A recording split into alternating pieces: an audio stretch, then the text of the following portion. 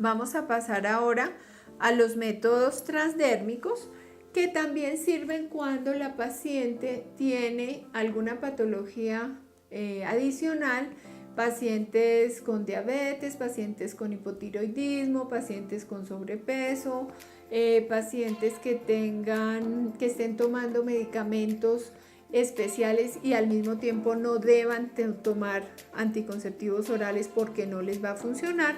Les recomendamos un método transdérmico o un método intrauterino. Uno de los métodos más comunes son el parche.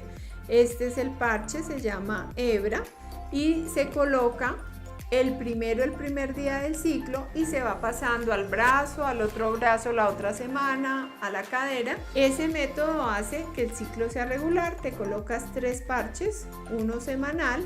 La última semana no colocas ningún parche, en esa semana te va a bajar el periodo. Y el otro método transdérmico, que es muy práctico, es este.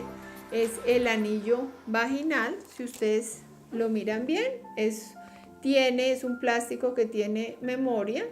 Se va a absorber el medicamento a través de la mucosa vaginal y se coloca como colocar un tampón. Entonces, aquí vemos, este es el cuello del útero cuando tomamos la citología, y vamos a introducir el anillo de manera que quede en la cavidad vaginal. No se siente, no es incómodo, no se sale con las relaciones. Dura 3 semanas, se coloca, como dijimos, el primer día de la regla. Durante 3 semanas se deja, se retira con la mano, se desecha y se espera una semana para colocarse el nuevo. Este es un método bastante práctico, a las pacientes les gusta mucho, es regulador del ciclo menstrual y solamente hay que estar pendiente de la fecha de colocación y la fecha de retiro, y se pueden usar por varios meses. A continuación vamos a mirar los métodos de depósito o de larga duración. Entonces, uno de los más frecuentemente utilizados son los implantes. Si ustedes se fijan, aquí los pueden ver. Este implante se coloca en la cara interna del brazo con un poco de anestesia local. Ya vienen implantes de 2 o de solo 1 que duran de 3 a 4 años. La carga hormonal se absorbe a través de la grasa. En algunas pacientes se puede observar un aumento de peso de 2 o 3 kilos, pero es muy buen método de planificación porque es de larga duración. ¿Cuál sería el efecto secundario? Aparte del peso, puede producir amenorrea, o sea que no les viene la regla por un tiempo, o sangrados irregulares, sobre todo al final de su duración, y toca retirarlo para colocar uno nuevo o cambiar el método. Este se utiliza también bastante en posparto, durante la lactancia, pero también se puede utilizar en cualquier momento. Y ya pasamos a los métodos de larga duración. Entonces tenemos el dispositivo, los dispositivos intrauterinos. Entonces aquí tenemos la T de cobre y el dispositivo con progesterona de 5 años. Entonces, ¿qué pasa con los dispositivos? El cobre es un espermicida y también la T, que ocupa espacio, pues va a evitar que haya una anidación de un embrión. ¿Qué produce la T de cobre? Produce un aumento en el sangrado menstrual porque hay un proceso inflamatorio, por eso pueden tener un poco más de cólico, aumento en el sangrado, pero la regularidad sigue siendo igual. Se debe colocar con el periodo y se debe controlar cada año en su control ginecológico, no solamente verificando que esté el hilo, sino con ecografía para ver el fondo. A veces las contracciones uterinas bajan, pueden expulsar el dispositivo, pueden moverlo y ahí puede quedar la paciente embarazada. Entonces no es que haya más frecuencia de embarazos con dispositivo con T de cobre, pero simplemente es que la paciente se lo debe chequear y controlar cada año. Como este dispositivo producía mucha hemorragia, entonces crearon los dispositivos con progesterona. Acá tenemos el de 5 años y hace poco salió el de 3 años.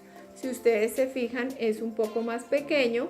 El de 3 años ya está autorizado para colocarlo en pacientes jóvenes sin hijos por el tamaño y porque no va a afectar la función reproductiva de la paciente. Los dos se colocan con el periodo. Si la paciente está lactando, se colocan a los 30-40 días. En otra charla vamos a hablar solo de planificación en la lactancia. Y uno dura 3 años y el otro dura 5. Escogemos cuál queremos de acuerdo, digamos, a cuál es nuestro deseo de fertilidad en los próximos años. Y cualquiera de los dos se puede retirar antes si la paciente desea quedar embarazada. Tienen como ventaja es la disminución del crecimiento endometrial, por eso va a producir menos sangrado.